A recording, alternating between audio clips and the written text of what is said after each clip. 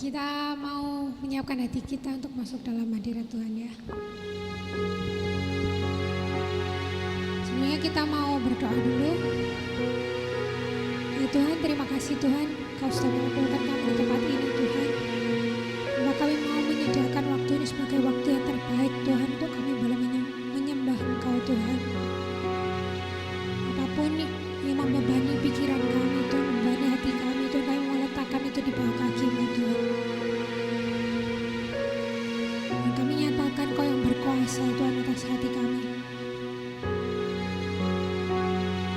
Makasih ya Tuhan, Kau tolong buat teman-teman kami juga yang masih dalam perjalanan, Kau tibakan mereka di tempat ini Tuhan, sehingga kami boleh bersekutu memuji Engkau bersama ya Tuhan. Amin Tuhan Yesus.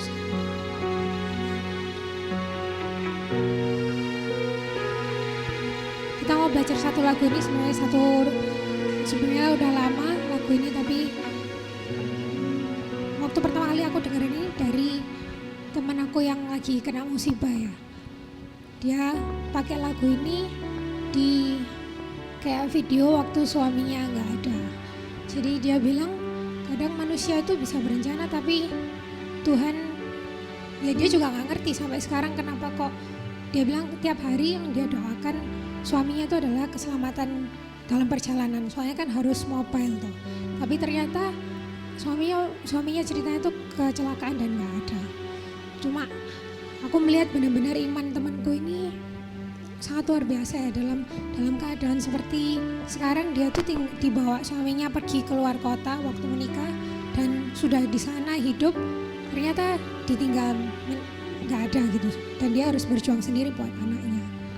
Dan aku benar-benar merasa terberkati sama sharingnya dia tiap saat, kalau dia tuh terus menyatakan bahwa apapun yang terjadi Tuhan itu adalah Tuhan dalam hidupku, Tuhan yang bertahta. Jadi kita juga mungkin permasalahan kita setiap kita beda-beda, tapi kita mau belajar apapun yang kita hadapi, kita mau jadikan Tuhan nomor satu dalam hidup kita. Kita mau jadikan Tuhan pegangan kita yang tidak mengecewakan gitu. Jadi supaya dalam tahun yang baru ini kita mau memulai dengan menyerahkan hidup kita kepada Tuhan. Kita mau nyanyikan lagu ini.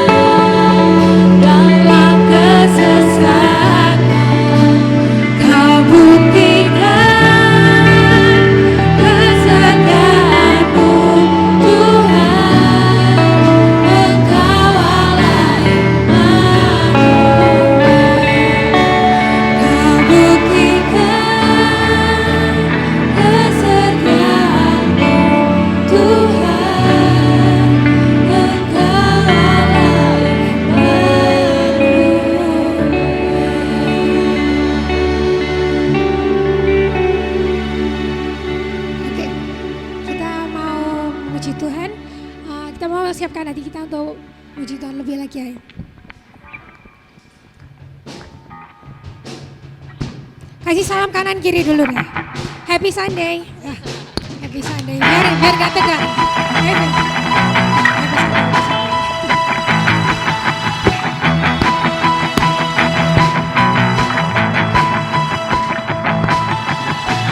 Terpujilah nama-Mu Tuhan,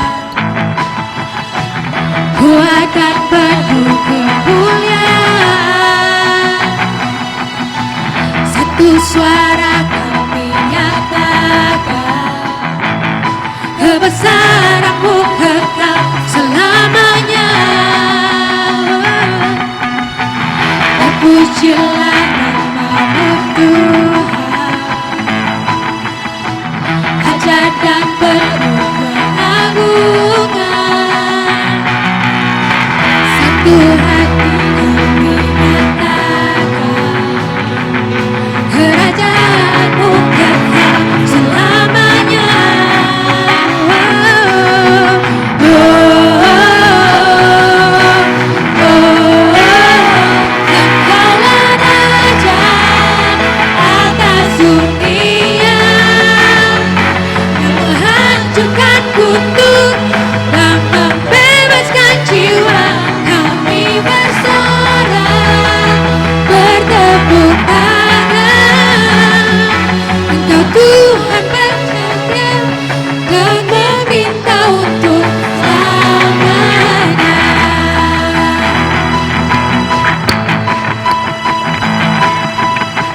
Terpujilah nama-Mu Tuhan, kuatan penuh kemuliaan. Satu hati kami nyatakan, kerajaan-Mu kekal selamanya. Mari kita. Oh, oh, oh, Engkaulah Raja atas dunia, yang menghancurkan kutuk dan membebaskan jiwa. Kami bersorak, bertepuk tangan. Engkau Tuhan percaya dan meminta untuk Raja atas dunia, yang menghancurkan kutuk dan membebaskan jiwa. Engkaulah Raja atas dunia, yang menghancurkan kutuk dan membebaskan jiwa. Kami bersorak, bertepuk tangan.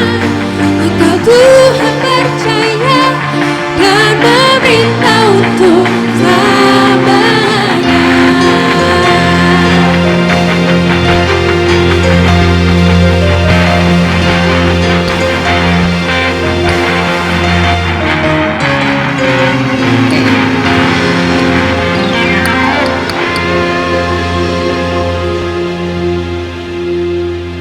Amin.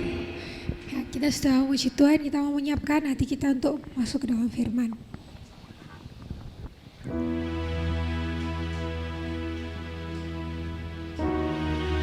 Kita menyanyikan satu pujian ini. Pujian ini mengatakan bahwa kita bisa datang di hadapan Tuhan apapun kondisi kita sedang lemah. Kita mungkin banyak menghadapi masalah, tapi di hadapan Tuhan Dia selalu menerima kita dengan tangan yang terbuka. Mari kita datang ke hadirat-Nya.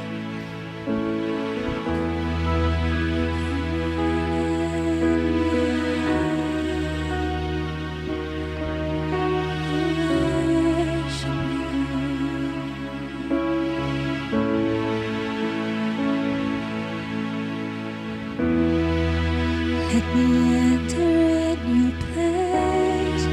Feel all the weak and strong, and young and old, the rich and poor and tired soul. Leave my worries on the floor.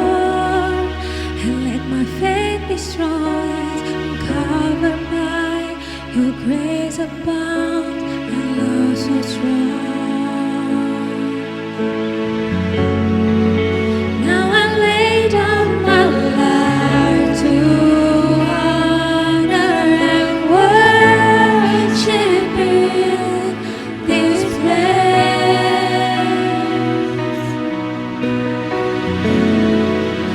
And I'm down on my knees to bring this offering and praise. Sama-sama kita angkat tangan kita.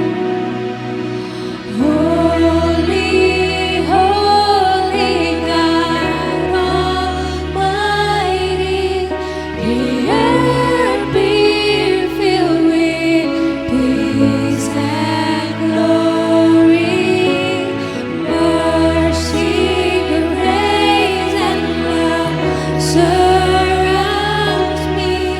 Your name be honored as long as I live.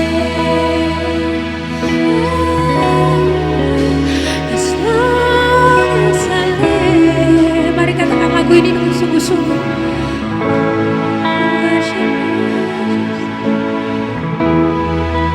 Let me enter in your place with all the weak and strong and young and old, the rich and poor and tired soul.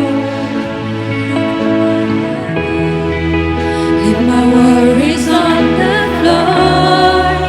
Let my faith be strong as I'm covered by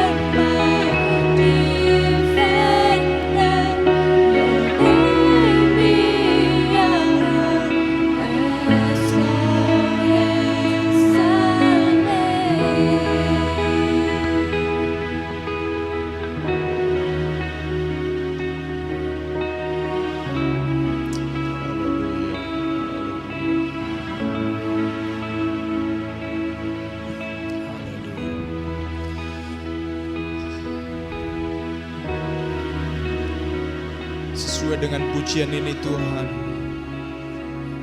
young and old, muda dan tua, kaya dan miskin, jiwa-jiwa yang merasa lelah, atau bahkan kami yang mungkin sedang sedang tidak merasakan apapun juga.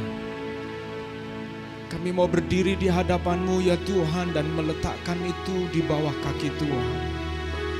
Dan biarlah Tuhan Engkau menolong kami ya Tuhan menyadari betapa singkatnya hidup ini.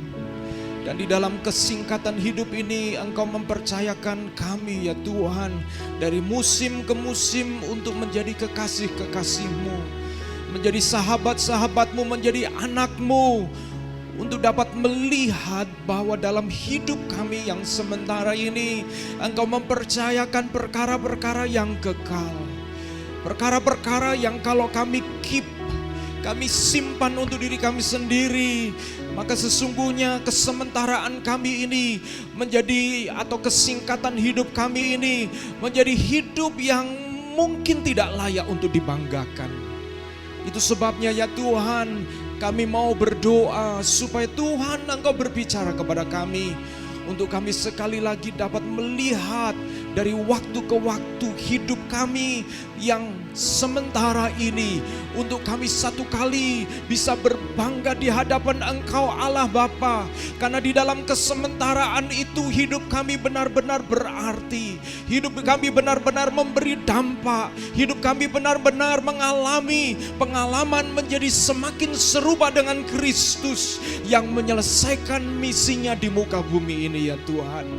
Tuhan, kami mau berdoa kiranya semua distraction, semua gangguan, bahkan semua keraguan dan semua hal yang membuat kami tidak bisa dengan jelas melihat dan memahami rencana-Mu, biarlah Tuhan Engkau singkirkan pagi hari ini.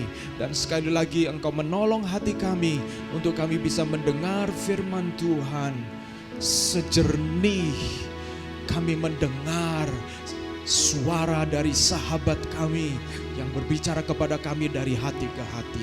Terima kasih Tuhan, Engkau urapi hamba-Mu, urapi setiap jemaat-Mu, dan urapi setiap kami yang ada di dalam ruangan ini. Demi nama Yesus Kristus kami bersyukur dan berdoa. Amin, amin. Puji Tuhan, silakan duduk kembali saudara-saudara. Terima kasih buat tim worship yang sudah menolong kita untuk kita berada di dalam hadirat Tuhan, mengalami hadirat Tuhan, dan kiranya Tuhan menolong kita untuk kita terus mengalami hadirat Tuhan. Saudara-saudara, pada waktu kita tadi menyanyi bagian lagu ini ya, bagian terakhir itu ya, saya tuh diingatkan mimpi ya, diingatkan mimpi, mungkin impian begitu ya, diingatkan oleh impian saya bertahun-tahun yang lalu, di mana impian itulah yang kemudian membawa saya untuk kemudian melayani ke Surabaya, di SAF Surabaya ini. Salah satu impian itu, satu kali begini saudara-saudara, satu kali saya melayani berada di sebuah konferensi pada waktu itu di Malaysia, di sebuah gereja di daerah Petaling Jaya atau Petaling Jaya begitu. Satu gereja yang cukup besar, dan pada waktu itu pemuda-pemuda dari negara-negara di Asia Pasifik kami berkumpul di sana ya. Dan waktu itu saya membawa kontingen dari Indonesia, partisipan dari Indonesia itu cukup besar jumlahnya.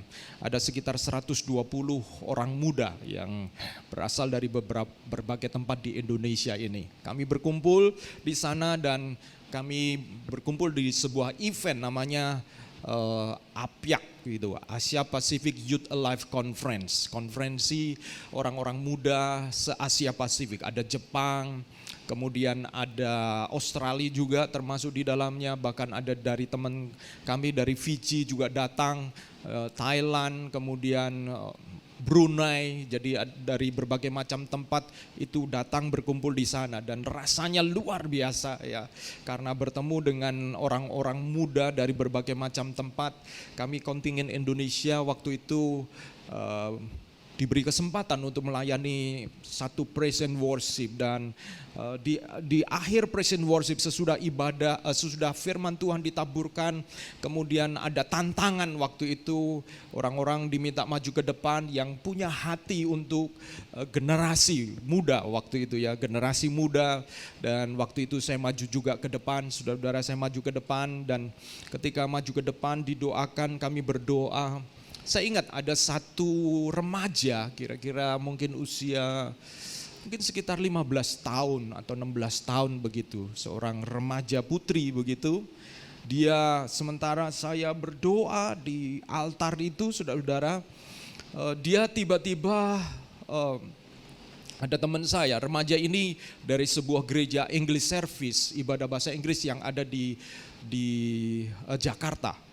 Dan dia, ada teman saya yang kenal saya, lalu dia tepuk pundak saya dan mengatakan, "Pak Agus, ini ada remaja saya." Dia mengatakan, "Ini ada remaja saya mau mengatakan sesuatu kepada Pak Agus." Waktu itu ya, itu kalau saya tidak salah itu tahun 2009 kalau saya tidak salah ya. Jadi dia mengatakan, dan remaja ini kemudian mengatakan begini kepada saya, "Saya melihat bahwa engkau," dia mengatakan, "pastor begitu, saya melihat pastor bersama dengan satu kumpulan orang banyak, dan mereka naik kereta atau naik kuda," ya bukan naik kereta tetapi naik kuda, "satu pasukan besar yang naik kuda," ya, itu dia sampaikan ya, dia sampaikan. Dan saya mengatakan terima kasih. Saya tidak mengerti apa itu artinya, tetapi saudara, apa yang disampaikan remaja ini itu masih saya ingat, dan itulah salah satu mengapa saya kemudian di tahun 2012 saya mulai berdoa untuk Tuhan, saya punya kerinduan melayani orang-orang muda, melayani generasi-generasi yang akan datang dan akan memegang peranan penting. Mungkin itu mewarisi pekerjaan atau mungkin memulai sesuatu, tetapi mereka adalah para pembuat keputusan, para decision maker, para pembuat keputusan. Dan kemudian saudara-saudara, 2012 waktu itu saya ingat saya mulai bersama dengan istri saya, kami di Malang, kami mulai doa keliling, ya kami doa keliling di kampus begitu, di gerbang di Malang ada beberapa kampus, dari agak jauh dari gerbang kami dengan mobil, kami berdoa di dalam mobil, berdoa buat orang-orang muda, berdoa buat para mahasiswa, dan singkat cerita mulai ada keberanian pada waktu itu untuk kemudian, kami tidak ada modal ya, kami tidak ada modal, tapi ada keberanian untuk mulai mengumpulkan orang dan memulai persekutuan waktu itu. Saya cari waktu itu ada teman yang kemudian mau bantu enggak kamu jadi WL. Oke Pak Agus, saya mau. Saya mulai kumpulkan beberapa, dan kemudian saya dengan nekat saya telepon, ada ruko-ruko yang kosong. Kalau saudara pergi ke Malang, di situ ada daerah tempat makan namanya Soekarno-Hatta. Ya, daerah Soekarno-Hatta itu di situ ada beberapa ruko yang kosong. Saya telepon ruko itu walaupun saya tidak punya uang. Saya telepon saja dan menanyakan berapa sewanya, dan saya memberanikan diri untuk mengetahui kalau karena tempat itu dekat kampus Universitas Brawijaya, ada beberapa kampus politeknik dan lain sebagainya di situ. Lalu saya memberanikan diri untuk memiliki gambaran kira-kira kalau ada gereja di situ dekat kampus, kira-kira berapa kosnya, berapa biayanya. Dan saudara-saudara, ketika saya melakukan itu, karena saya dosen penuh, dosen full time, saya mengalami kesulitan untuk benar-benar memberi waktu, mengambil waktu untuk kemudian mulai merintis. Dan saya ingat tahun 2013 kalau saya tidak salah, atau kemudian Cik Mar datang. Satu kali Cik Mar datang ke kampus kami di Malang, ya, di Sekolah Tinggi Teologi Satya Bhakti. Datang dan memberitahu, kita ini mau mengadakan misi. Karena saya kenal sebelumnya pada waktu saya ke Shanghai tahun 2009 atau 2011 kalau saya tidak salah ya. Kemudian kami mau mengadakan misi apa saya tanya. Kami ingin membuka SAF di Surabaya waktu itu. Dan Cik Mar mengatakan kalau boleh kami dibantu. Dan akhirnya saya mengatakan, dengan senang hati saya membantu. Termasuk ada beberapa dosen awal-awal itu dijadwal berkhotbah di ibadah SAF pada waktu itu. Waktu itu ada di Intiland, saudara-saudara. Dan ketika saya mulai terlibat membantu SAF Surabaya, saya diingatkan impian itu, saudara-saudara. Impian di mana saya bersama dengan orang-orang yang naik kuda. Bukan orang-orang pasukan berjalan kaki, tetapi orang-orang yang naik kuda, yang menjadi pasukan dari kerajaan Allah, yang berperang bagi Tuhan. Dan tadi sementara saya menyanyikan pujian tadi gitu ya, yang mengatakan young and old, tua dan muda, dan kemudian miskin dan kaya, orang-orang yang kemudian jiwanya lelah, itu meletakkan semua di bawah kaki Tuhan. Saya diingatkan impian itu, saudara-saudara.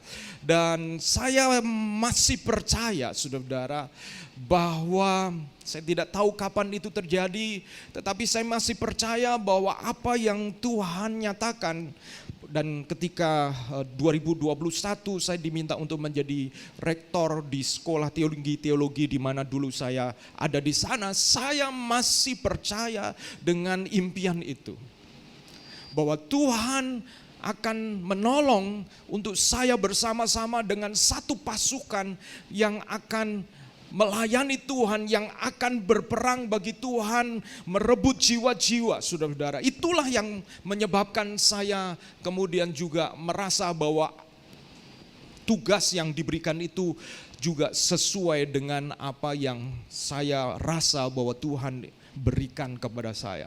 Nah, saudara-saudara, saya tidak tahu dengan saudara-saudara, tetapi saya yakin bahwa kalau saudara-saudara punya keyakinan tertentu tentang arah hidup saudara-saudara, masa depan saudara-saudara, maka saudara-saudara akan mulai bisa menjadi lebih peka, menjadi lebih bisa untuk menjawab ya dan tidak, untuk memilih berhenti atau berjalan terhadap pilihan-pilihan hidup di dalam hidup kita.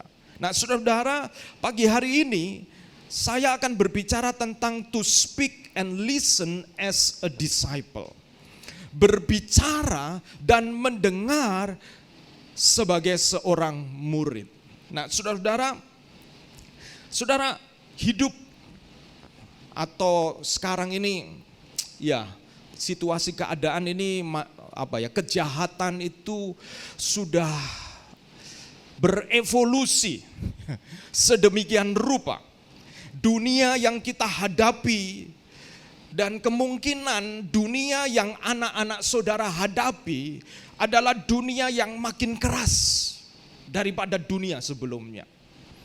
Kalau sebelumnya dalam zaman saya, saudara-saudara, di mana saya masih bisa main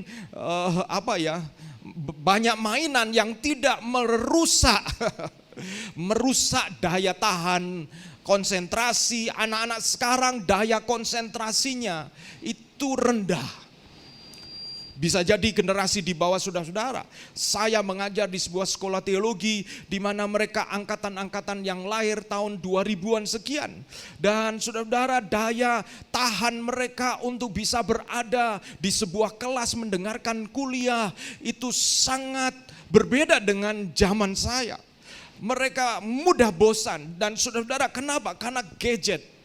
Karena sekarang saudara-saudara, kalau saudara melihat bahwa dulu sebenarnya dulu ada TV musik itu, saya lupa namanya itu, yang sekarang di mana sebuah tampilan itu tidak boleh lebih dari 5 detik.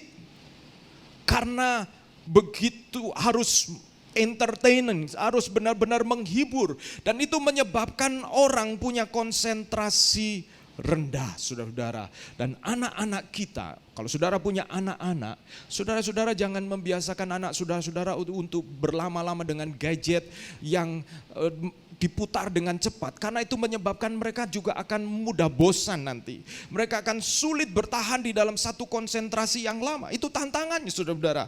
Itu tantangan. Dan kalau saudara perhatikan, kalau dulu orang membaca koran, sekarang saudara-saudara orang tidak membaca koran lagi. Yang dulu mungkin masih membaca berita-berita online, sekarang dengan munculnya Reels dan TikTok, orang hanya kemudian makin menangkap informasi secara singkat. TikTok itu ya, saudara-saudara. Reels itu berapa lama, saudara-saudara? Dan video-video itu, saudara-saudara, kalau tanpa kita sadar, itu kemudian akan membentuk pola pikir kita. Pola pikir kita menjadi pola pikir yang cepat bosan, cepat kemudian beralih, konsentrasinya cepat rendah sekali, saudara-saudara. Dan saya melihat, kalau ini terus berlangsung, apalagi kemudian dengan munculnya artificial intelligence ya. Jadi saudara-saudara, justru kesanggupan berpikir itu mulai digantikan oleh mesin, saudara-saudara. Wow, ini saya tidak bisa membayangkan apa yang akan terjadi. Tetapi firman Tuhan sudah menyatakan ini kepada kita. Saya mau membuka ini kepada saudara-saudara. Dalam Matius pasal 24 ayat 7 sampai 13. Saya akan bacakan Matius 24 ayat 7 sampai 13, dikatakan begini. Kamu akan mendengar deru perang atau kabar-kabar tentang perang. Namun berawas-awaslah, jangan kamu gelisah, sebab semuanya itu harus terjadi, tetapi itu belum kesudahannya. Sebab bangsa akan bangkit melawan bangsa dan kerajaan melawan kerajaan. Akan ada kelaparan dan gempa bumi di berbagai tempat. Akan tetapi semuanya itu barulah permulaan penderitaan menjelang zaman baru.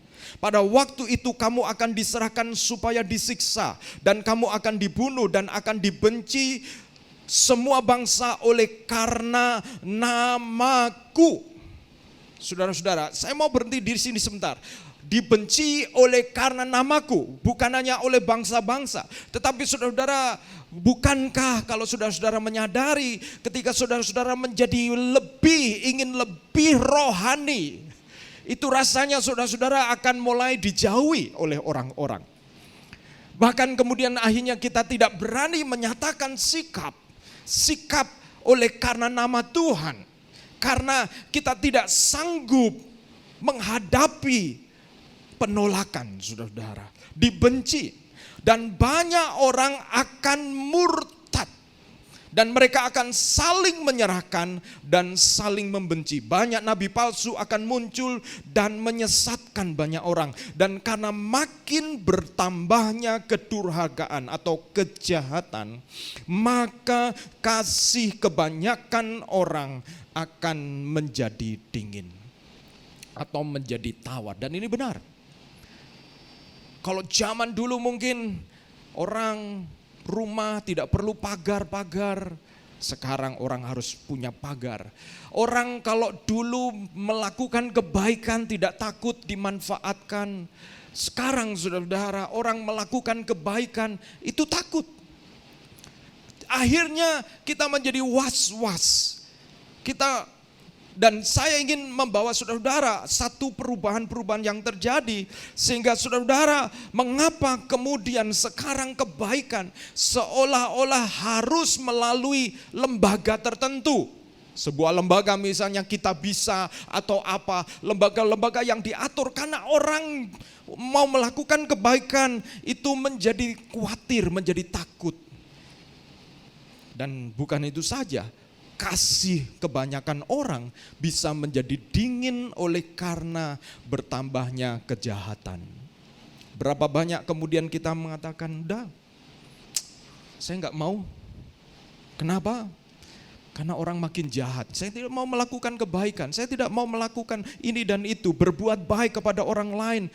Karena kejahatan orang makin bertambah. Dan saudara-saudara, nanti anak-anak saudara, kalau mereka besar, cari pasangan hidup. Wah, makin penuh tantangan. Ya, makin penuh tantangan. Dan firman Tuhan mengatakan begini, ayat 13. Tetapi orang yang bertahan sampai pada kesudahannya akan selamat. Orang yang bertahan sampai pada kesudahannya akan selamat. Puji Tuhan. Firman Tuhan sudah memberitahu kepada kita bahwa diperlukan orang-orang yang bertahan. Dalam King James Version dikatakan, but he that shall endure unto the end. Endurance, ketahanan. Seperti baterai alkalin yang punya daya tahan. Saudara-saudara, berapa banyak orang yang daya tahannya lemah. Saya melihat dari apa yang dikatakan Tuhan Yesus di dalam pasal 24 kitab Matius ini, diperlukan orang-orang yang endurance, orang-orang yang bertahan, atau dengan kata lain, stamina rohani yang kuat. Menghadapi zaman yang tidak mudah, menghadapi kejahatan yang makin meningkat. Saudara bisa melakukan berbagai macam keamanan. Saudara, ada orang yang sampai hari ini dia tidak mau di handphonenya ada aplikasi-aplikasi bank, walaupun dia punya uang banyak, dia lebih suka menggunakan cash. Saya tidak tahu alasannya, mungkin ada alasan-alasan tertentu, tetapi salah satu yang saya tanya, kenapa kamu gak mau? Alasannya keamanan. Jadi kejahatan sekarang itu begitu, kalau dulu rasanya jauh, sekarang begitu dekat, saudara-saudara.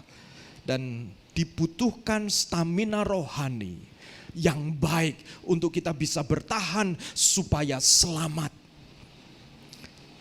Saudara-saudara, yang kedua, dibutuhkan apa?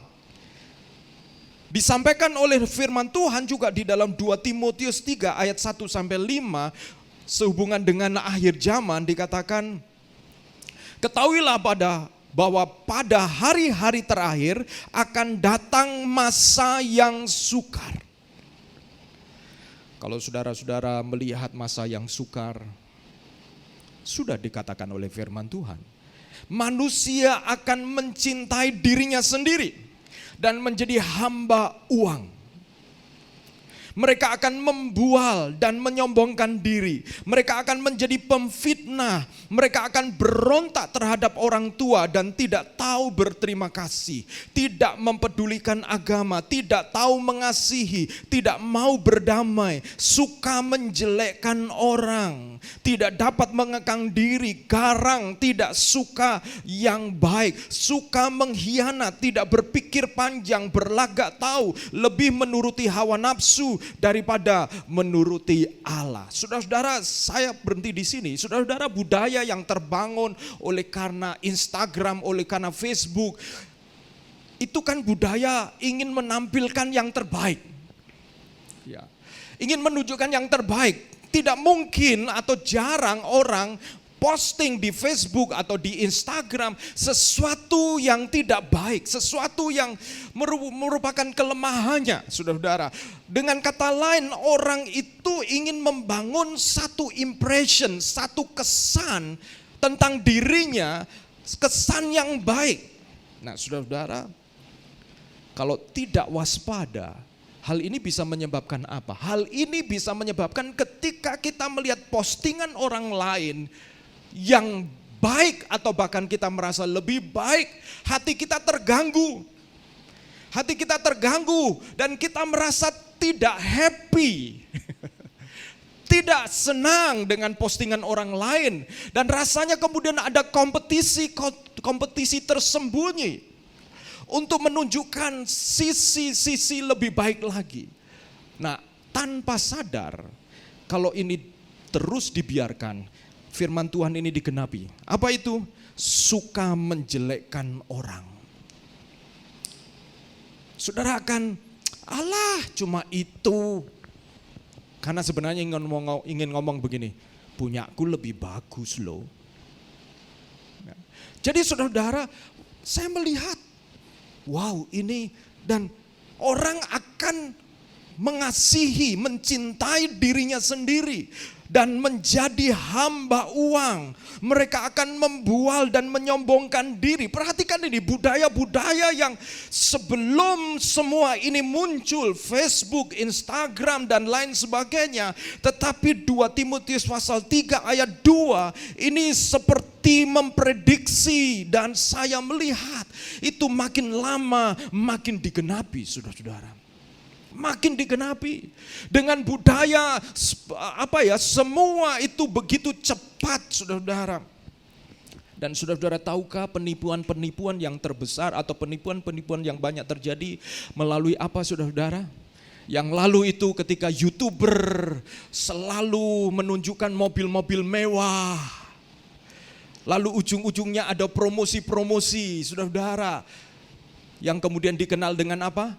Flexing. Pamer. Saudara-saudara, bukankah ini sudah disampaikan, ada roh yang kemudian disampaikan di dalam 2 Timotius 3 ayat 2 ini, di mana membual, menyombongkan diri. Mereka bahkan kemudian menjadi penfitnah, mereka akan berontak terhadap orang tua dan tidak tahu berterima kasih, tidak mempedulikan agama. Kenapa? Karena agama digantikan dengan agama-agama yang baru. Apa agama baru mereka, saudara-saudara? Agama baru mereka adalah yang dikejar di sini, kemewahan dan lain sebagainya. Tidak tahu mengasihi, tidak mau berdamai, suka menjelekkan orang. Saudara-saudara, pertengkaran itu begitu mudah di sosial media. Tidak dapat mengekang diri, garang, tidak suka yang baik, sedikit-sedikit lawyer, sedikit-sedikit nuntut, suka mengkhianat, tidak berpikir panjang, berlagak tahu, lebih menuruti hawa nafsu daripada menuruti Allah. Ayat yang kelima, secara lahiriah mereka menjalankan ibadah mereka, tetapi pada hakikatnya mereka memungkiri kekuatannya, kekuatan dari ibadah, kekuatan dari mengenal Tuhan dan mengikut Tuhan. Ini menarik, jauhilah mereka itu. Saya menyimpulkan bagaimana menghadapi hal-hal itu. Rasul Paulus mengatakan jauhilah itu. Pak, bagaimana kita bisa menjauhi hal-hal itu kalau hal-hal itu begitu ada di sekitar kita? Saudara-saudara, saya menemukan sebenarnya jauhilah itu artinya adalah bentuklah, temukanlah komunitas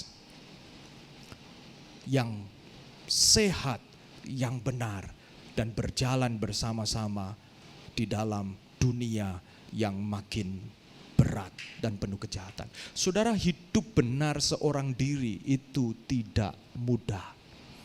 Saya menemukan 2 hal ini, bagaimana menghadapi zaman yang makin sulit, makin tidak mudah.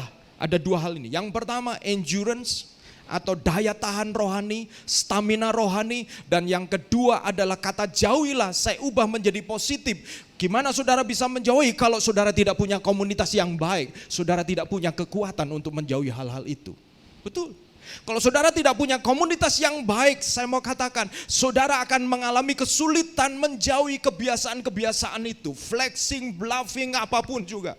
Saudara akan mengalami kesulitan. Maka saya ubah pernyataan Paulus untuk mengatakan jauhilah menjadi kalimat positif. Temukanlah komunitas yang positif, yang mendorong saudara-saudara, yang menolong saudara-saudara untuk hidup dengan sungguh-sungguh, hidup benar di dalam Tuhan.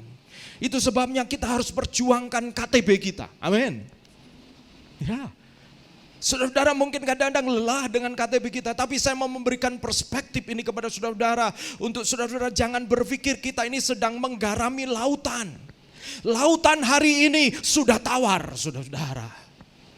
Hidup manusia hari ini, saudara-saudara, saudara-saudara perlu garam. Ada dua hal ini, yaitu endurance dan komunitas.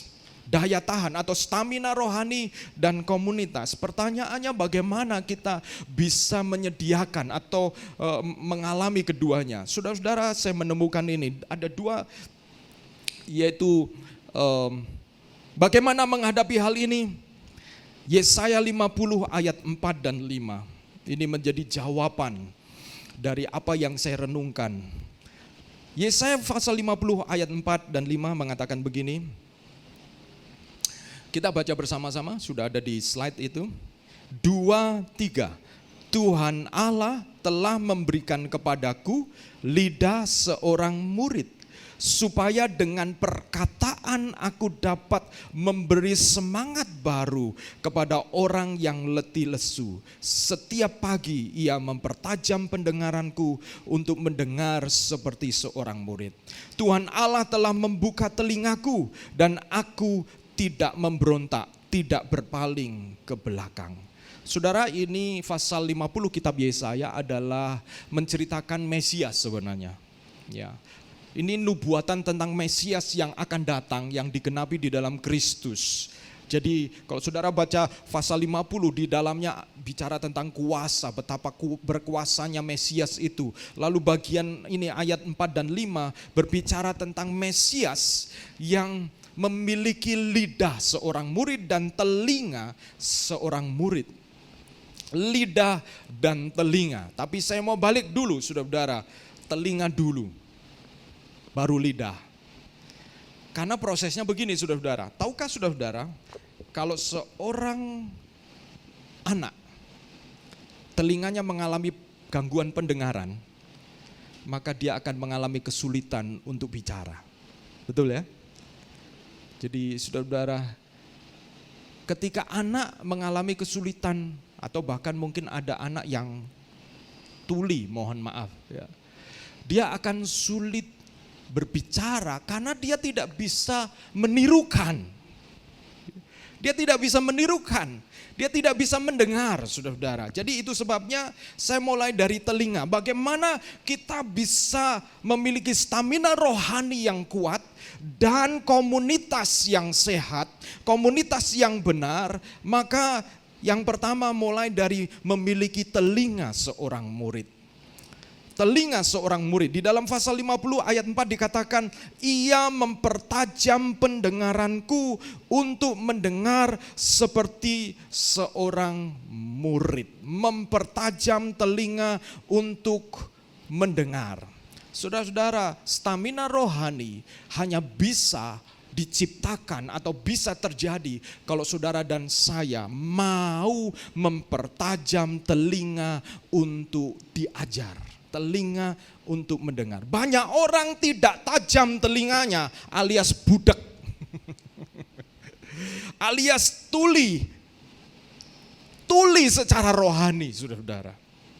Kadang-kadang kalau kita tuli secara rohani, Tuhan itu pakai yang jasmani untuk kemudian kita bisa mendengar yang rohani.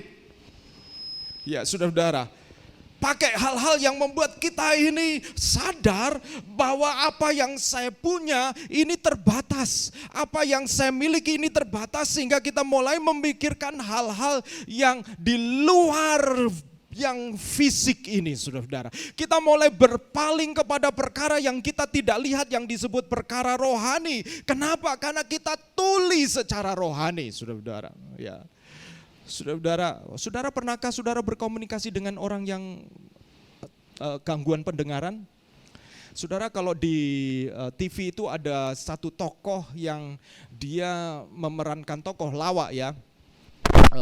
Siapa itu? Bolot ya. Bolot itu yang kalau dia diajak omong gitu, jawabannya beda karena dia memerankan diri orang tuli gitu ya, saudara-saudara. Misalnya diajak ngomong, apakah kamu sudah lapor RT gitu. Lalu jawaban dari Pak Bolot ini mengatakan begini. Waktu ditanya, apakah kamu sudah lapor RT kalau kamu mau mengadakan kegiatan ini? Lalu jawaban Pak Bolot mengatakan, oh iya, memang dia akan ngomong yang tidak ada hubungannya dengan pertanyaan itu. Iya, memang Pak RT saya tahu dia menunjukkan kalau saudara ngobrol atau bicara sama orang yang jawab dan salah mendengar apa yang saudara sampaikan berulang-ulang, saudara akan jengkel. Nah, kejengkelan itu biasanya dilawak itulah saudara. Nah, saudara bicara kepada orang yang pendengaran rohaninya itu kurang, wah lama-lama saudara kesel bukan ya saudara? Saudara capek hati. Dan saudara telinga yang tidak tajam itu juga menghasilkan orang yang stamina rohaninya rendah, lemah saudara.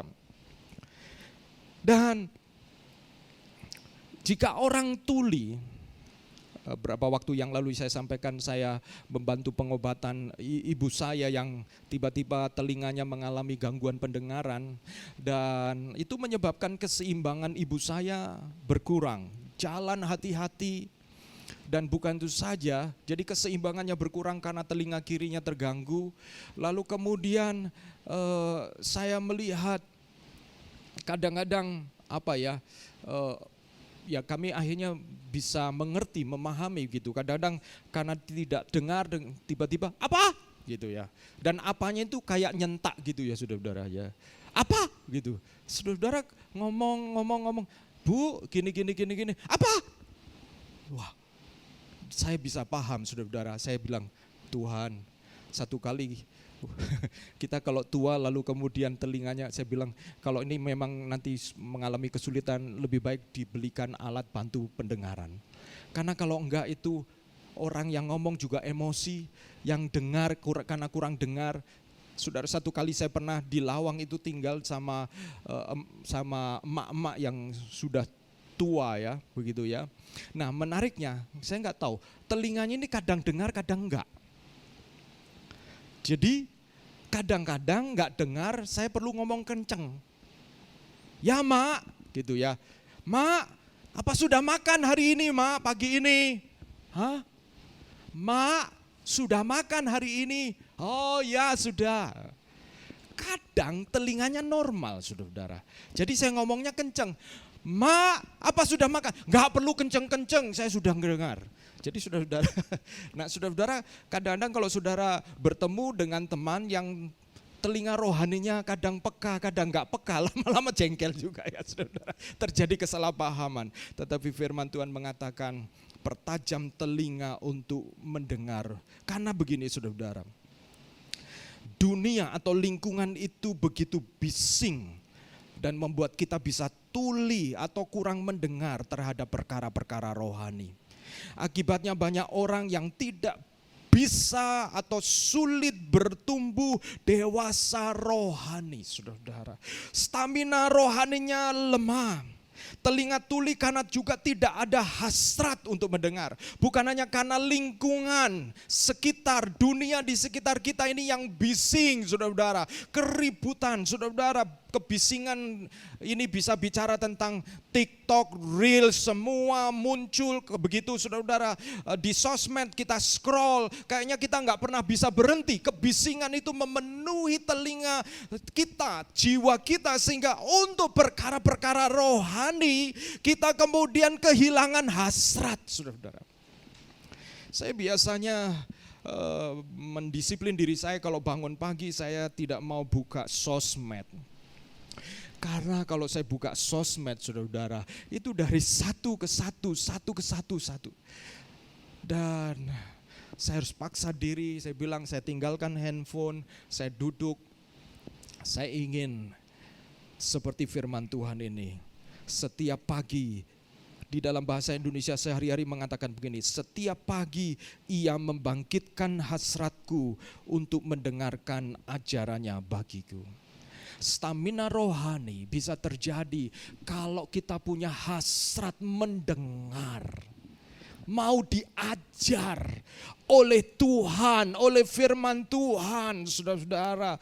Saudara-saudara, kalau kita memiliki hasrat, maka saudara-saudara dan saya, kita akan lebih tajam. Saudara, ini bisa saudara buktikan kalau saudara tertarik kepada seseorang, punya hasrat, ketertarikan dengan seseorang, maka telinga saudara akan menjadi lebih tajam mendengar apa yang dia katakan. Tapi kalau kita tidak suka, tidak tertarik, telinga kita tidak punya hasrat, dia ngomong, kita dengar, tetapi masuk telinga kanan dan telinga kiri.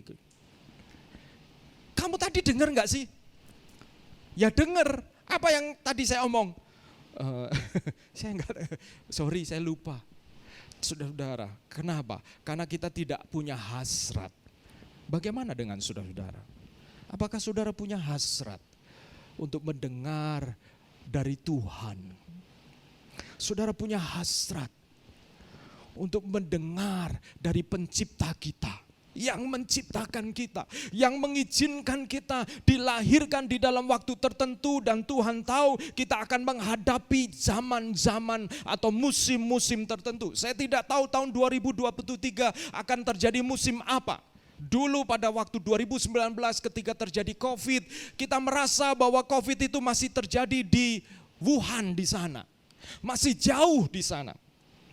Dan ketika pertama kali COVID masuk ke Indonesia, pada waktu itu pertama kali di Jakarta, kita masih merasa, oh masih di Jakarta.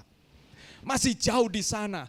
Sampai satu kali COVID itu bisa kena tetangga kita, kena orang-orang yang kita kenal, dan kita menyadari bahwa itu begitu dekat, saudara-saudara.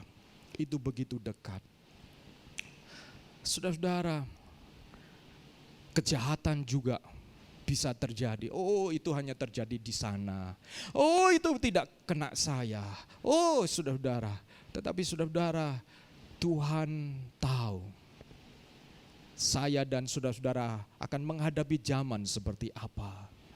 Kita perlu memiliki telinga seorang murid untuk mendengar dari Tuhan, supaya kita memiliki stamina rohani. Kalau saudara-saudara punya emosi, mood up and down, jiwa saudara-saudara termasuk jiwa yang labil, up and down. Saudara-saudara, kita perlu mendengar, mempertajam telinga kita, dan kita punya hasrat kepada firman Tuhan, kepada Tuhan yang berbicara kepada kita. Saudara, yang berikutnya masih bicara tentang telinga seorang murid. Jadi telinga seorang murid itu berbicara bahwa kita harus memiliki hasrat untuk mendengar, hasrat untuk diajar. Kalau saudara-saudara diberikan pilihan, saudara-saudara di KTB maupun di ibadah, saudara harus benar-benar membuat atau make effort, membuat sebuah usaha untuk bisa mendengar firman Tuhan. Ketika saudara dan saya duduk di dalam ibadah, saudara buatlah usaha untuk saudara bisa konsentrasi mendengar firman Tuhan. Karena hasrat, dulu ada istilah lama pada waktu pernikahan masih dijodohkan, perjodohan. Mungkin saudara pernah mendengar ini. Zaman-zaman dulu kan pernikahan itu kan dijodohkan ya saudara-saudara, bukan ketemu lalu main, lalu kemudian jatuh cinta dan kemudian menyatakan cinta begitu saudara, nembak. Enggak, zaman dulu enggak begitu. Zaman dulu orang tua yang berpikir, Raden ini anak baik ya gitu. Orang tuanya juga baik gitu. Lalu kemudian didatangi, oh ini Kartini, ini manis, anak tumenggung begitu ya saudara-saudara. Lalu kemudian datanglah dan menghubungi orang tuanya. Datang kepada orang tuanya, gimana kalau anakmu itu saya nikahkan dengan anak saya. Mereka belum pernah ketemu sebelumnya. Dan biasanya yang terjadi adalah kalau dilihat oleh orang tua baik, maka kemudian mereka menikah. Muncullah sebuah istilah, tresno jalaran soko kulino. Kalau saudara-saudara yang tidak tahu bahasa Jawa, artinya cinta karena biasa. Iya.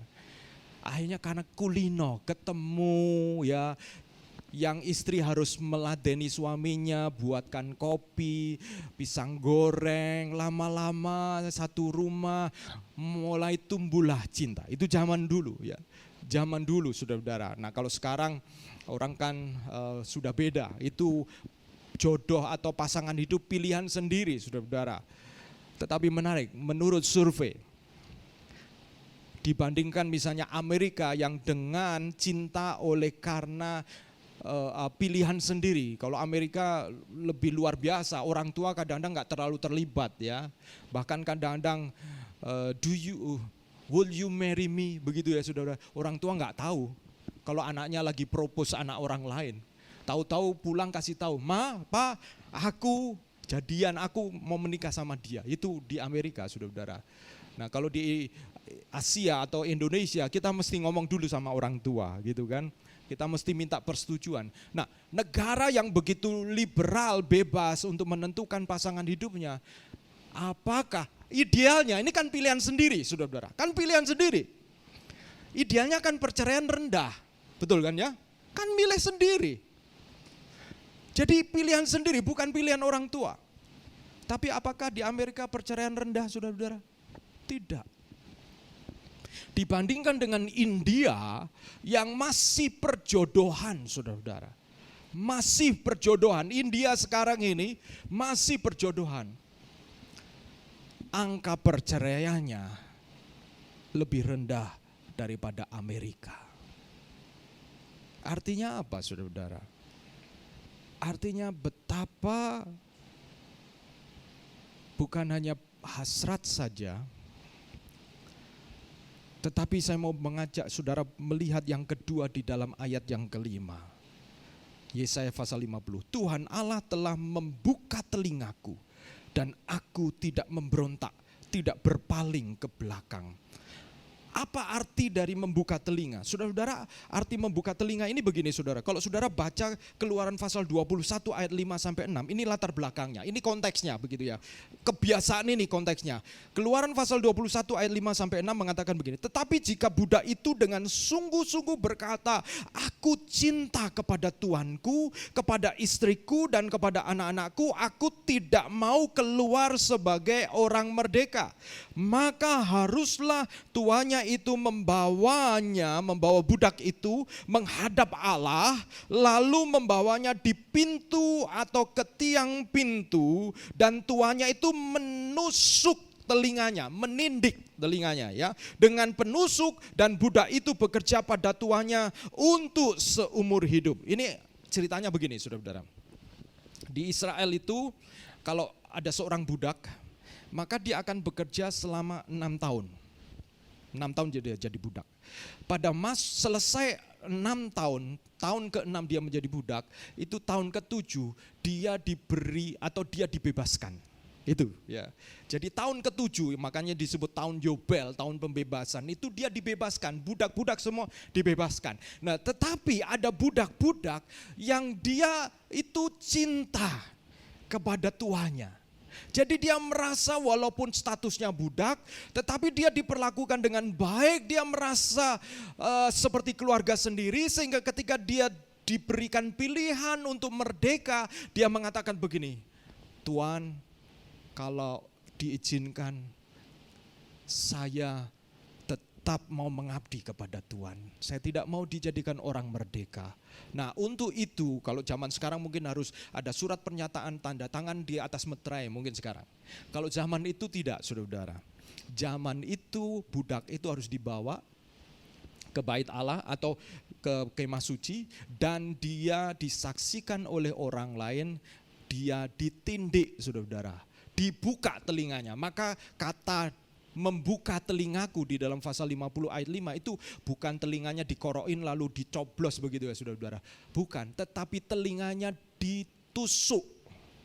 Nah menarik, kalau ayat 4 bicara setiap pagi engkau memberikan hasrat kepadaku untuk mendengar engkau. Setiap pagi kalau saudara ingin punya stamina rohani yang kuat, engkau harus mengambil waktu setiap pagi untuk datang kepada Tuhan, berdoa, mendengar suara Tuhan. Karena hidup ini bukan makin mudah tetapi makin penuh tantangan. Lalu yang kedua, seperti yang saya katakan tadi, hasrat saja tidak cukup, saudara-saudara. Kalau saudara mengandalkan hasrat, kadang-kadang menggebu-gebu saudara. Saudara merasa, wow, I believe I can fly. Kayak saudara-saudara rasa rohani, saudara-saudara itu stamina rohani saudara begitu powerful, begitu kuat. Sampai saudara-saudara kata-kata saudara penuh dengan firman. Tapi satu kali saudara bisa kehilangan hasrat saudara-saudara. Kita bisa kehilangan rasa ingin dengar, ingin berdoa. Kita kehilangan hasrat, saudara-saudara. Saya pun begitu. Karena memang hubungan itu, hubungan dengan Tuhan juga seperti hubungan dengan sesama kita. Kadang-kadang kita begitu penuh kerinduan, cinta kita besar kepada pasangan kita. Tapi kadang-kadang itu kayak biasa aja gitu ya. Biasa aja. Saudara, kalau saudara berasa begitu, saudara-saudara ingat yang kedua, ayat yang kelima mengatakan begini, telingaku engkau buka. Ini bicara tentang apa? Bicara tentang budak yang mau menyerahkan diri dan menjadi budak seumur hidup oleh karena cintanya. Ini bicara tentang bukan hanya hasrat saja, tapi perlu komitmen, saudara-saudara. Perlu kita mengatakan kepada Tuhan, Tuhan, aku ini hambamu. Saudara semua, hamba Tuhan itu bukan hanya saya loh. Hamba Tuhan adalah semua orang yang bersedia mengatakan, engkau adalah Tuhanku. Engkau adalah majikanku. You are my kurios. Itu kurios artinya majikan. Kalau kita mengatakan dia adalah Tuhan, Tuhan dan Tuhan itu kan artinya sama. Dia adalah Tuhan kita, berarti kita semua adalah hambanya Tuhan. Diperlukan satu kerelaan untuk kita menyerahkan hak kita kepada Tuhan. Karena budak ini menyerahkan haknya untuk merdeka. Dan menggantikannya dengan pengabdian kepada tuannya, tetapi karena cinta. Saudara-saudara, bagaimana saudara dengan Tuhan? Apakah engkau mencintai Dia? Dan kalau itu terjadi, maka saudara dan saya akan punya stamina rohani sekalipun kondisi. Berapa waktu yang lalu saya sampaikan, saya berkomitmen dengan ibu saya untuk saya berdoa bersama dengan beliau, ya. Dan dalam jam tertentu, karena saya mengatakan sebelum nanti ada terapi, tapi saya mau melayani ibu. Saya bilang kalau dulu ibu melayani saya pada waktu saya masih kecil, pada waktu saya ingat ibu saya satu kali mendapatkan tugas dari sekolah, waktu itu namanya prakarya, ya, kerajinan tangan begitu ya saudara-saudara. Saya diminta membuat semacam dari kendi begitu, harus dibungkus dengan kain batik sehingga menjadi indah, lalu dipernis, menjadi mengkilap begitu. Dan saya mengalami kesulitan, sampai malam saya mengalami kesulitan. Dan saya nggak bisa tidur, saya bahkan kemudian nangis. Saya masih kecil, masih SD waktu itu, saya nangis. Dan ibu saya terbangun. Ibu saya terbangun dan melihat saya, ada apa Wan? Saya kemudian ngomong, ini besok harus dikumpulkan, tapi gak bisa selesai. Saya gak yakin saya bisa selesai, besok pagi harus sekolah. Lalu ibu saya mengambil kain-kain perca itu, membantu memotongi dan kemudian membantu menempelkannya, sehingga saya kemudian bisa tidur. Dan ibu saya yang melanjutkan kerajinan tangan itu. Sehingga besok pagi saya bisa bawa kerajinan tangan. Dan itu bukan hanya sekali dua kali. Buat saudara-saudara yang punya anak, saudara mungkin mengalami itu, akan mengalami itu. Tapi satu kali kita akan menjadi tua. Dan kalau kita yang punya orang tua, kadang-kadang kita merasa, papa ini, mama ini. Tapi kemarin saudara-saudara, saya itu rasa ditegur oleh Tuhan. Karena saya, kadang-kadang kita ini anak sudah sekolah tinggi ya, jadi pengetahuan banyak gitu ya. Karena pengetahuan banyak tentang medis dan lain sebagainya. Sementara ibu saya sederhana. Kadang-kadang saya merasa, kok ini dilanggar, kok ini begini, kok ini begini. Kadang-kadang itu muncul kejengkelan begitu ya saudara-saudara. Jengkel karena sayang, karena ingin lihat ibu sehat. Tetapi kadang-kadang kemudian membuat perilaku saya itu perilaku yang tengil atau perilaku yang menjengkelkan gitu ya. Jadi gak ketemu ujung pangkalnya. Dan saya seperti rasa ditegur, kamu melayani ibumu bukan hanya memberi obat yang terbaik, membawa dokter yang terbaik. Tetapi melayani ibumu dengan kata-kata. Nah ini sebabnya saya mau bicara tentang lidah seorang murid, saudara-saudara. Dengan kata-kata yang manis, yang menguatkan. Dan itu sebabnya kemudian saya mengatakan, waktu ibu saya sudah seperti Roh Kudus sadarkan saya, besok ibu saya mau pulang, saya bilang hari ini, malam ini saya mau bawa ke THT. Saya mau tahu apa yang terjadi dengan telinganya. Dan besok pagi, saudara-saudara, karena sudah terlambat, saya bawa ke lab setelah dari THT. Besok pagi benar-benar saya bawa ke lab. Sementara siangnya sudah harus naik kereta api. Dan saya berusaha memberikan yang terbaik. Kenapa saudara-saudara? Karena saya yakin, saya mendengar dari Roh Kudus untuk memperlakukan ibu saya sebagaimana pada waktu saya kecil diperlakukan oleh beliau. Dan kemudian bukan hanya itu saja, saya mengambil kesempatan untuk mengatakan kepada ibu saya, Bu, saya ambil komitmen untuk jam tertentu berdoa dengan ibu. Kita akan berdoa. Dan saudara-saudara, ketika saya lakukan, saudara-saudara, ketika saya lakukan hari pertama, hari kedua, hari ketiga, saya mengatakan, Bu, kita akan berdoa, tapi sebelum berdoa, saya minta ibu menyampaikan apa yang firman Tuhan hari ini ibu dengar dari Tuhan, dan kita sharing. Dan saudara-saudara, ketika hari ketiga saya mulai merasakan ibu saya menjadi lebih punya semangat hidup. Dan dia mulai mengatakan, Wan, selama ini ibu banyak mengandalkan obat-obatan. Tapi setelah kita berdoa bersama ini, saya rasanya makin mengenal Tuhan, makin dekat dengan Dia. Saya ada sukacita, saya percaya saya akan hadapi sakit ini, saya akan menghadapinya, dan saya tidak lagi menjadi merasa lemah, merasa seperti terkucilkan. Ibu saya sharing seperti itu. Dan ibu saya mengatakan begini, Wan, gimana Wan, kalau saya enggak minum obatnya? Oh, saya bilang oke. Saya bilang, Bu, tahan dulu. Ibu harus pastikan itu adalah perjalanan iman, jangan karena emosi saja.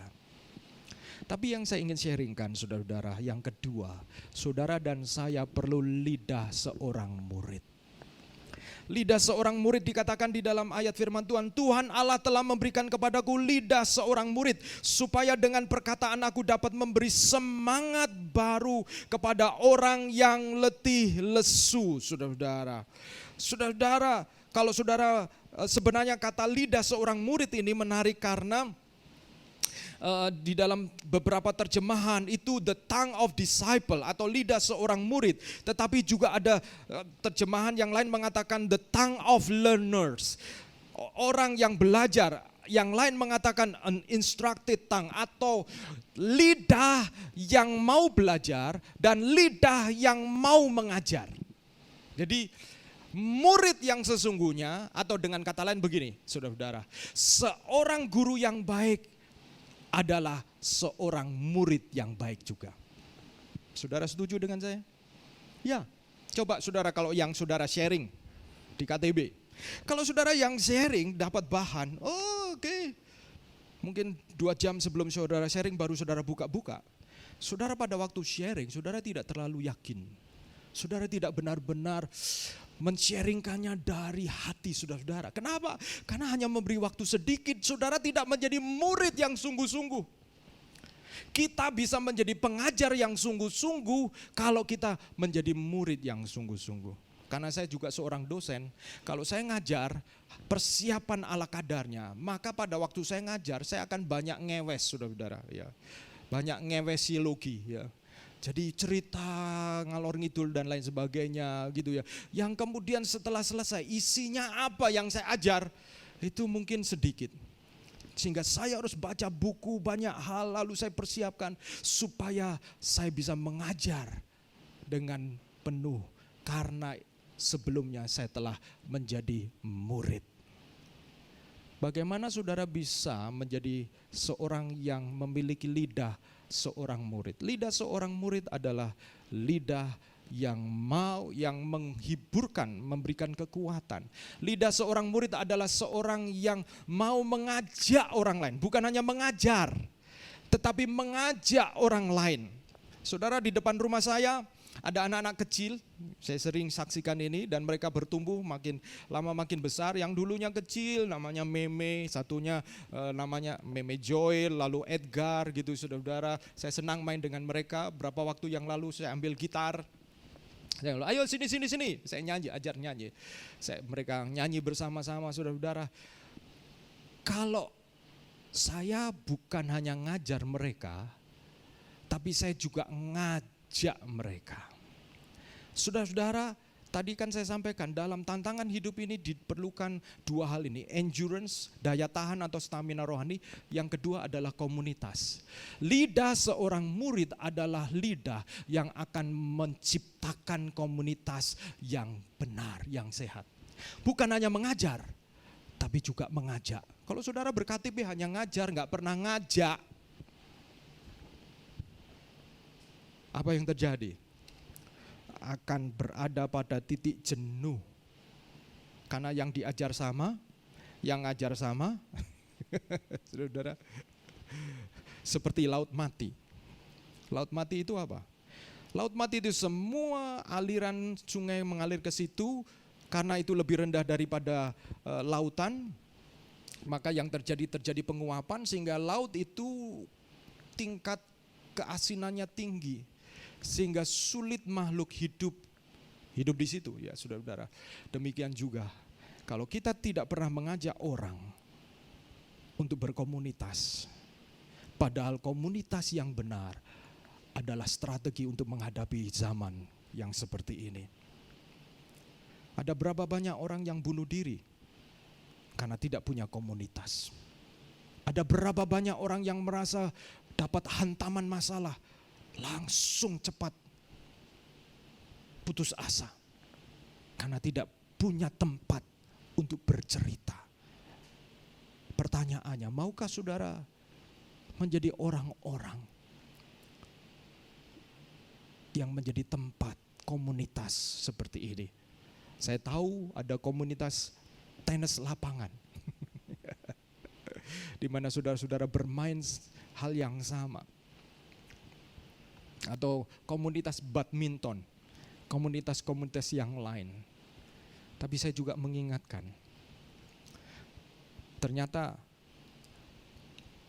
ini adalah tren. Saya pergi yang lalu ke Tangerang dan Jakarta, juga sama, ada tren yang sama. Muncul komunitas-komunitas seperti ini. Tapi saya juga ingin mengingatkan, kita juga harus membangun komunitas rohani. Karena diperlukan stamina rohani. Kalau stamina fisik kita oke, diperlukan juga stamina rohani untuk menghadapi zaman yang tidak mudah. Dan kiranya Tuhan menolong saudara dan saya. Saya juga punya komunitas sesama pendeta.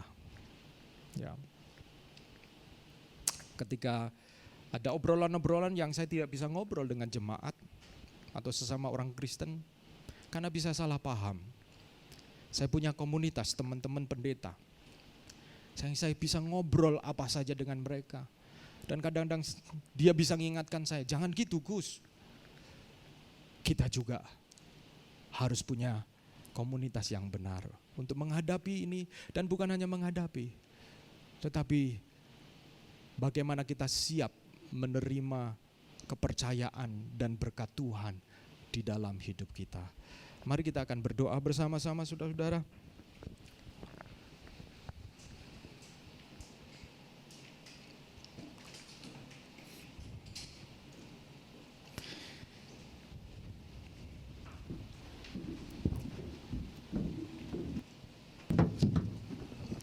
kita nyanyi dengan sayapmu ku akan terbang tinggi, firmanmu berkata kau besertaku.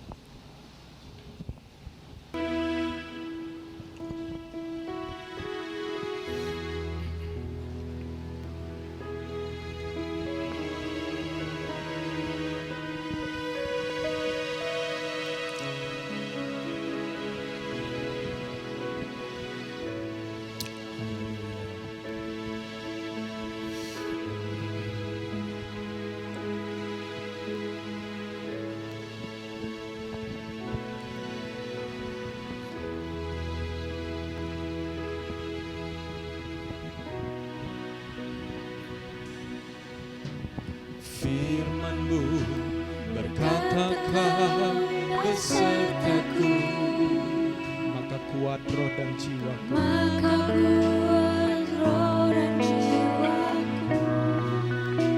Tangan-Mu Tuhan selalu, Tangan-Mu Tuhan selalu ku nantikan. di setiap langkahku percaya. Sekali lagi firman-Mu. Mari kita bangkit berdiri bersama-sama. Berkata kau besertaku, maka kuat roh dan jiwaku. Tangan-Mu, tangan-Mu Tuhan selalu ku nantikan. Di setiap langkahku ku percaya, dengan sayap-Mu ku akan terbang tinggi. Di tengah badai hidup ku tak menyerah. Kau kekuatan dan perlindungan bagiku, pertolonganmu di tempat maha tinggi. Ku mengangkat tanganku, aku berserah. Kau nantikan, Kau yang ku sembah, Yesusku, Rajaku. Sekali lagi, firman-Mu berkata kau besertaku. Firman-Mu berkata kau besertaku, maka kuat roh dan jiwaku. Amin. Tangan-Mu Tuhan selalu ku nantikan. Di setiap langkah ku percaya, dengan sayap-Mu ku akan terbang tinggi. Di tengah badai hidup ku tak menyerah. Kau kekuatan dan perlindungan bagiku,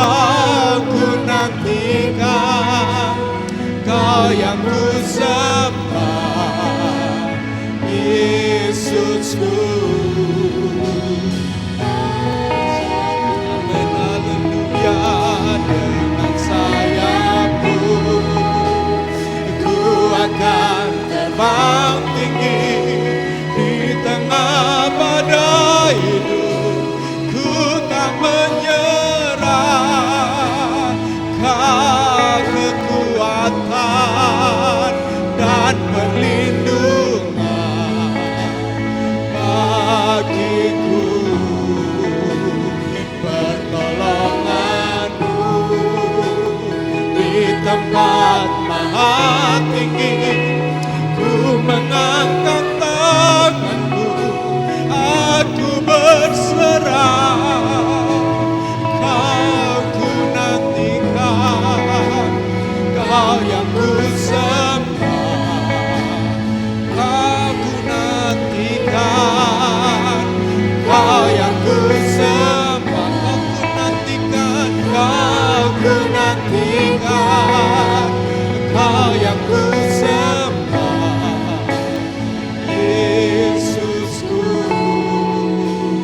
Rajaku. Saudara-saudara, saya mau tanya, bagaimana dengan hasrat rohanimu? Apakah telingamu adalah telinga seorang murid yang memiliki hasrat untuk mendengar? Sehingga stamina rohanimu menjadi stamina yang kuat. Ataukah engkau sedang berada di dalam stamina rohani yang rendah? Seperti begitu penuh dengan tekanan atau penuh dengan satu hati yang bukan karena kekurangan, tetapi hati saudara-saudara seperti hati yang tidak ada damai sejahtera. Bukan gelisah juga, tetapi seperti ada kekosongan. Engkau perlu mendengar, engkau perlu telinga seorang murid. Mungkin telinga kita telah menjadi tuli oleh karena keadaan di sekitar kita, atau oleh karena keinginan-keinginan kita. Tapi biarlah pagi hari ini engkau membuka hati untuk kembali. Tuhan, berikan saya hasrat, Tuhan. Berikan saya hasrat untuk duduk di bawah kaki Tuhan. Mungkin mengatakan hal ini kepada orang-orang muda yang penuh dengan pilihan-pilihan kesenangan. Rasanya seperti mubasir mungkin, tetapi saya percaya bahwa Roh Kudus ada di tengah-tengah kita. Saya percaya setiap saudara juga punya jiwa yang bisa mendengar suara Tuhan, dan kita menanggapinya. Mungkin juga ada di antara kita menahan lidah kita. Kita mungkin mendengar firman, kita mendengar banyak hal yang benar, tetapi kita tidak pernah memakai lidah kita untuk menguatkan yang lemah. Tidak pernah memakai lidah kita untuk mengajak orang. Lidah seorang pengajar, lidah seorang guru, lidah yang mencerdaskan, lidah yang membuat orang lain berada di jalur yang benar. Mungkin kita keep our mouth, kita mungkin tahan mulut kita karena kita takut menyinggung orang itu, takut membuat orang itu tidak senang dengan kita. Sehingga kita menahan lidah kita menjadi lidah seorang murid, lidah yang mengajar orang lain oleh karena kita mendengar yang benar. Atau kadang-kadang kita takut ditolak. Kiranya Tuhan tolong kita. Kalau kita punya hasrat dekat dengan Dia, maka karena cinta yang sama akan menolong lidah kita untuk menguatkan yang lemah, untuk mengajak yang lain, untuk berada di dalam komunitas yang benar, sehingga diperbaharui stamina rohaninya. Mari kita kembali bergairah untuk Tuhan.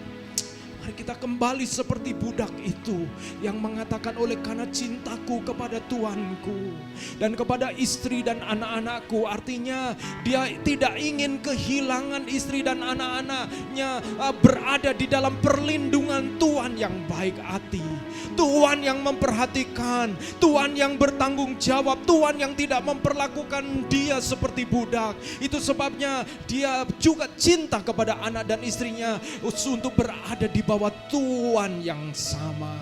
Saya yakin juga Tuhan kita adalah Tuhan yang baik, bukan Tuhan yang kejam. Dan kemari kita datang kepada Tuhan dengan satu kerendahan hati untuk menghamba kepada Dia, menghamba kepada Tuhan kita yang besar. Sehingga di dalam tantangan-tantangan hidup kita, apapun itu adalah kesempatan untuk Tuhan kita berkarya. Kalau itu persoalan, kalau itu masalah, itu adalah kesempatan untuk Tuhan kita berkarya karena kita menghamba kepada Dia. Biarlah Tuhan menaruh hati yang rendah di hadapan Tuhan pagi hari ini, sehingga kita melihat tahun 2023 ini bukan dengan satu perasaan arogan atau perasaan justru kehilangan kendali, tidak. Justru perasaan dengan yakin bahwa Tuhan menyertai kita semuanya. Kita bersama dengan Tuhan. Mari kita datang kepada Tuhan. Bapa di dalam surga, kami mengucap syukur kepadamu pagi hari ini ya Tuhan. Engkau sudah menyatakan firman-Mu kepada kami. Tolong kami untuk bisa mencerna, memahami, dan mengendapkan firman Tuhan ini menjadi benih kekal di dalam hati kami Tuhan. Bapa-Mu berdoa kalau ada di antara kami yang sedang mengalami kelelahan rohani, stamina rohani turun oleh karena banyak hal. Bisa jadi oleh karena kekecewaan, oleh karena hal-hal yang lain. Hamba-Mu berdoa, biarlah Tuhan Engkau menolong kami untuk dibangkitkan hasrat rohani kami. Roh Kudus, Engkau kerjakan kami. Demikian juga yang kedua, tolong kami ya Tuhan, untuk kami membangun komunitas yang benar. Karena kami sedang berlomba dengan komunitas-komunitas yang membawa orang untuk mencintai dirinya sendiri, untuk menjelekkan orang lain, untuk menjadi pemfitnah, untuk menjadi hamba uang. Ada komunitas-komunitas yang seperti itu. Kalau kami sebagai komunitas orang percaya kemudian menganggap komunitas kami ini hanyalah sebagai komunitas untuk ngumpul bareng, oh Tuhan, tidak. Kami punya misi lebih jauh dari itu. Kami punya misi untuk di tengah-tengah situasi kondisi seperti itu, kami menyediakan komunitas yang benar. Kami mau berdoa Tuhan, Engkau memperkuat komunitas-komunitas yang ada, KTB-KTB yang ada, komunitas-komunitas rohani yang ada, untuk kami menjadi komunitas yang dapat mengajak dan menerima orang lain. Kalau ada pergumulan, kalau ada tantangan di dalam komunitas kami, mungkin waktu, mungkin tempat, mungkin dan lain sebagainya, mari ya Tuhan, kami pun, karena kami punya telinga seorang murid, kami ingin dengar dari Engkau untuk mengatakan kepada kami sesuatu, untuk kami mengerjakan sesuatu, bertindak sesuatu, sehingga di dalam hidup kami ya Tuhan, kami termasuk kepada bilangan orang-orang yang memiliki telinga seorang murid dan lidah seorang murid yang menguatkan mereka yang letih lesu. Terima kasih Tuhan, dan kiranya Tuhan menguatkan kami dan memberkati kami untuk menjadi pelaku-pelaku firman Tuhan. Haleluya, amin. Tuhan Yesus berkati. Silakan duduk kembali, saya serahkan kepada Cliff.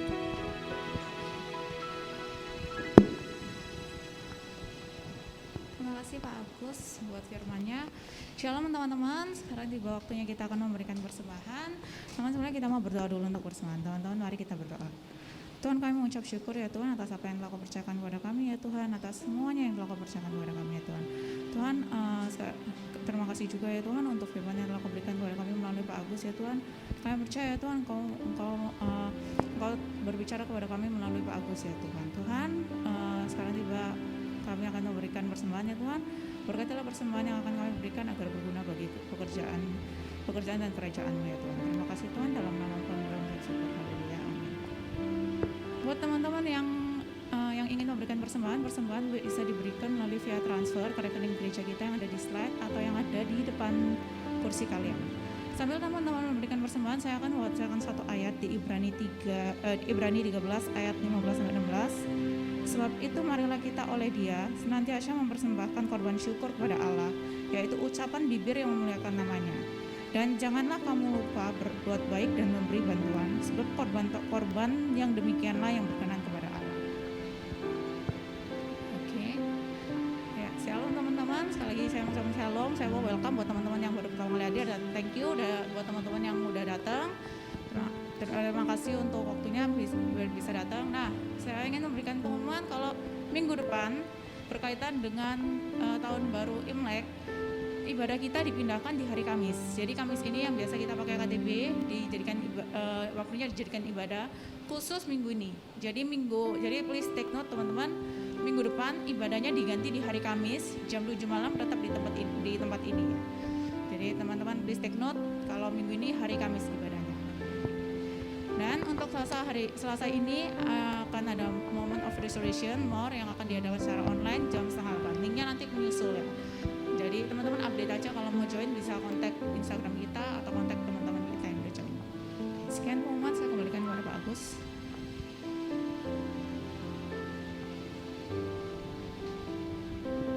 Ya, terima kasih Kli.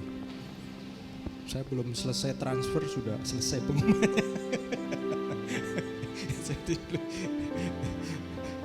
Iya, sekarang karena persembahan online ya saudara-saudara, jadi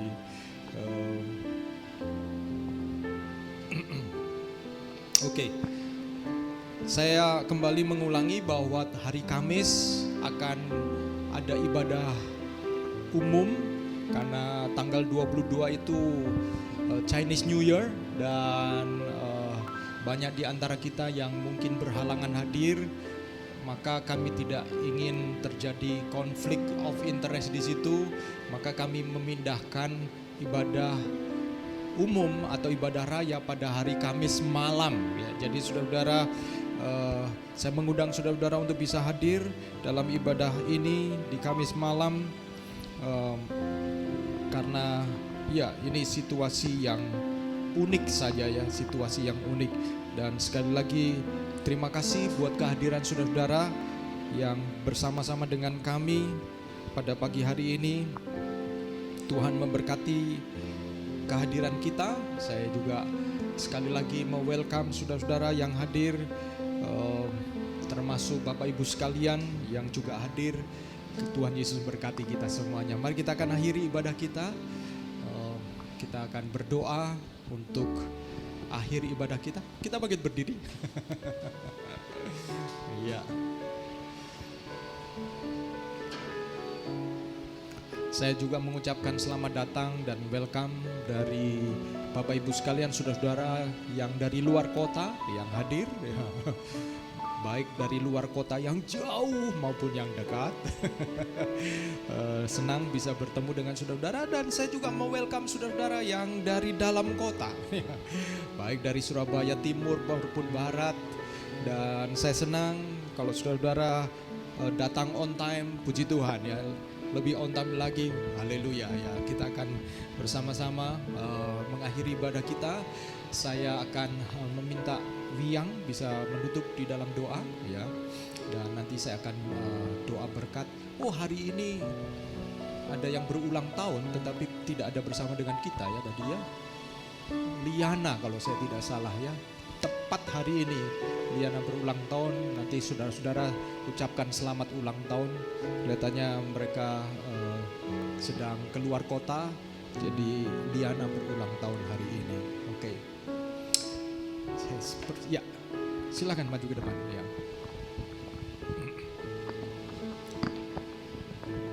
Yuk, mari teman-teman kita bersama-sama bersatu hati untuk berdoa. Mari kita berdoa. Ya Tuhan, terima kasih ya Tuhan. Firman telah ditabur ya Tuhan. Kau ingatkan kami kembali ya Tuhan. Ingatkan kami kembali bahwa kami hanya manusia biasa ya Tuhan, yang butuh pertolongan-Mu ya Tuhan, tuntunan-Mu ya Tuhan. Hilangkan segala kesombongan ya Tuhan, seakan-akan kami bisa berjalan sendiri tanpa-Mu ya Tuhan. Ampuni kami ya Tuhan jika kami memiliki pikiran seperti itu ya Tuhan. Terima kasih ya Tuhan atas tuntunan-Mu ini ya Tuhan. Firman ini ya Tuhan tidak cuma kami dengar hari Minggu ya Tuhan, tapi kami terapkan juga ya Tuhan di dalam keseharian kami ya Tuhan. Biarlah orang bisa melihat ya Tuhan, firman-Mu ada di dalam kami ya Tuhan. Jadikan kami Kristus-Kristus kecil ya Tuhan, di mana orang-orang lain bisa mendapatkan keselamatan ya Tuhan melalui hidup kami ya Tuhan. Terima kasih ya Tuhan, kami serahkan ya Tuhan seluruh hidup ini ke dalam tangan-Mu ya Tuhan. Amin. Saudara-saudaraku, angkatlah tanganmu dan terimalah berkat Tuhan. Tuhan menyinari engkau dengan wajah-Nya dan memberikan engkau kasih karunia dan menghadapkan wajah-Nya kepadamu, memberikan engkau damai sejahtera. Diberkatilah hubunganmu, diberkatilah rumah tanggamu, diberkatilah studi, diberkatilah apa yang kau kerjakan, bahkan diberkatilah pekerjaanmu. Diberkati juga apa yang engkau sedang gumuli di dalam doa-doa, di mana mungkin hanya engkau sendiri yang tahu pergumulan itu, tetapi sesungguhnya Tuhan mengetahui dan engkau tidak sendirian. Dan biarlah juga diberkatilah engkau yang berusaha untuk hidup benar di dalam dunia kerjamu, walaupun itu tidak mudah, tetapi biarlah tangan Tuhan yang akan menuntun engkau, memberikan engkau hikmat untuk bagaimana menyelesaikan pertimbangan-pertimbangan yang sulit. Dan biarlah engkau menjadi pelaku-pelaku firman yang hidup, sehingga engkau akan menjadi seperti pohon yang ditanam di tepi aliran air, yang tidak pernah layu daunnya, dan mengeluarkan buahnya pada musimnya. Apa saja yang engkau kerjakan dibuat Tuhan menjadi berhasil. Dan terimalah seluruh damai sejahtera Allah serta kasih sayang dari Tuhan Yesus Kristus dan penghiburan oleh karena Roh Kudus untuk engkau hidup di dalam gairah, semangat, hidup menghamba kepada Allah yang menciptakan langit dan bumi. Sampai Maranatha, Yesus datang kali kedua menjemput kita semua dan mendapati kita setia. Amin, amin, haleluya. Jadikan aku indah yang kau pandang mulia, seluruh karyamu di dalam hidupku, ajarku berharap hanya kepadamu, taat dan setia kepadamu Tuhan. Jadikan aku indah yang kau pandang mulia, seluruh karyamu di dalam hidupku, ajarku berharap hanya kepadamu, taat dan setia, taat dan setia, taat dan setia kepadamu Tuhan. Amin, amin. Happy Sunday, Tuhan Yesus berkati kita semua.